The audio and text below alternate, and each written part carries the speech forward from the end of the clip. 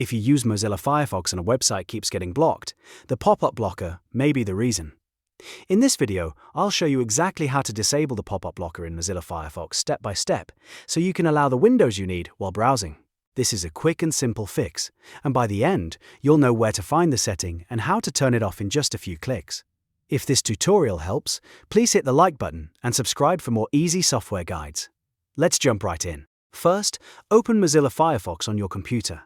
You can do this from your desktop, taskbar, start menu, or applications folder, depending on your device. Once Firefox opens, make sure you are on a normal browser window and ready to adjust the settings. Next, look to the upper right corner of the browser window. You'll see the menu button, which is shown as 3 horizontal lines stacked on top of each other. Click that menu button to open the Firefox menu. This menu contains the main browser options, including settings, history, downloads, and more.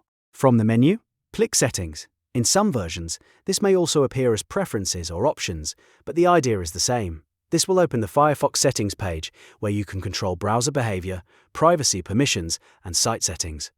Now scroll down the settings page until you reach the permissions section. Depending on your Firefox version, you may need to continue a little further until you find the area related to permissions or site access. You are looking for the setting that controls pop-up windows. Once you find it, locate the option labeled Block Pop-up Windows. By default, this setting is usually turned on, which means Firefox will stop many websites from opening new pop-up tabs or windows. To disable the pop-up blocker, simply remove the check mark next to Block Pop-up Windows. As soon as you uncheck it, the change takes effect immediately. There is no need to restart Firefox or click any extra save button. The browser will now allow pop-ups on websites that try to open them. If you only want to allow pop-ups on certain sites, you may want to re-enable the blocker later and add exceptions instead, but for now, this will fully disable it. If you're trying to access a login screen, payment page, form or support window, this setting can often fix the issue right away.